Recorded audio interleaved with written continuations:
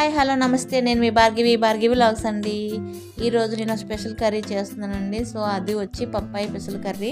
So దానికి కావాల్సిన ingredients వచ్చి ఒక పచ్చి పప్పాయి కర్రీ తీసుకున్నాను, అలాగే ఒక ఆనియన్, పచ్చిమిర్చి 4, కరివేపాకు అండ్ వెల్లుల్లి దంచి పెట్టుకున్నానండి. సో అది పెసలు వచ్చి ఇలాగా నానబెట్టి పెట్టుకున్నానండి. సారీ, కొంచెం తప్పుగా మాట్లాడాను. పెసలు వచ్చి ఇలాగా నైటే నానబెట్టుకుని నానాక తీసి పక్కన పెట్టుకున్నానండి కడిగేసి.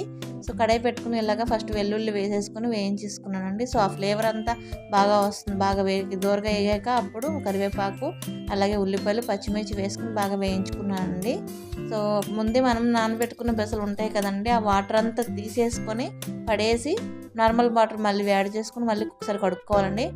ఆ వాటర్నే యాడ్ చేయకూడదు, ఎందుకంటే గ్యాస్ ఎసిడిక్ ప్రాబ్లం లాగా వస్తుంది కదా. అసలు పప్పు అంటే కొంచెం హెవీ అనిపిస్తుంది కాబట్టి చూసుకొని జాగ్రత్తగా నీట్గా కడిగి ఆ వాటర్ అంతా పడేసి నార్మల్గా డ్రైగా తీసుకుని వేసుకోవాలి. సో అవి వేగుతున్నప్పుడే నేను ఆవాలు, జీలకర్ర కూడా ఫ్లేవర్గా వేసుకున్నా. నచ్చిన వాళ్ళు ఆవాలు వేసుకోవచ్చు, లేదంటే స్కిప్ చేయొచ్చండి. సో నేను ఆ జీలకర్ర మాత్రం మస్ట్ అండ్ షుడ్ వేయండి.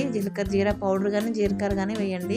జీరా వేసుకుంటే అది డైజెషన్కి మంచిగా యూజ్ అవుతుంది కాబట్టి, మంచి ఫుడ్గా ఉంటుంది కాబట్టి బాగుంటుంది.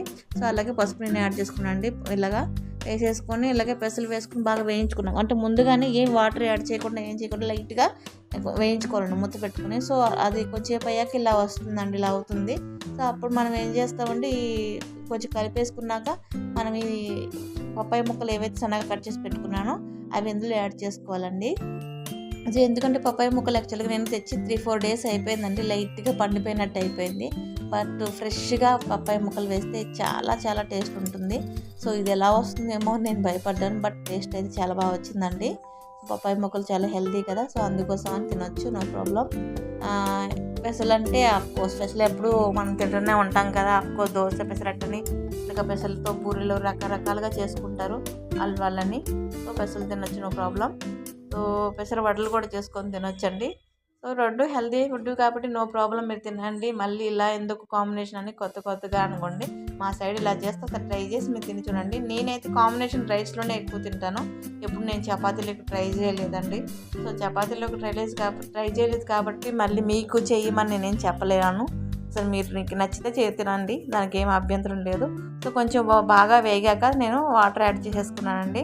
ఈ వాటర్లో యాక్చువల్గా కొంచెం ముక్కలు అయితే కొంచెం మగ్గినట్టు ఉంటాయి కదా, కొంచెం లైట్గా వేగినాక అప్పుడు సాల్ట్ అవి వేసుకున్నప్పుడు ఆ సాల్ట్ వాటర్లో ఉండి ఆ ముక్కలకి బాగా పట్టేసుకొని ఉప్పు టేస్ట్గా ఉంటుంది. ఎందుకంటే ముక్కలు సపరేట్గా వేగిపోయి అదొక టేస్ట్గా ఉండి మళ్ళీ వేరు సపరేట్గా టేస్ట్గా మారిపోతాయి అనమాట. అందుకని సాల్ట్ కొంచెం వాటర్ చేసుకుని సాల్ట్ వేసుకున్నప్పుడు కలుపుకుంటేనే ముక్కలకి ఆ ఉప్పు అనేది పట్టి ముక్కలు టేస్టీగా అనిపిస్తుంది.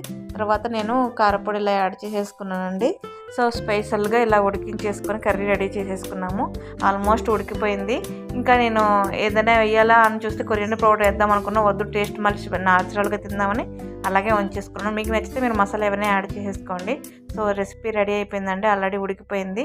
సో రైస్లో వేడివేడి అన్నంలోకి తినేసాను, చాలా బాగుంది. ఒకసారి మీరు కూడా ట్రై చేస్తారండి. థ్యాంక్ యూ సో మచ్ అండి.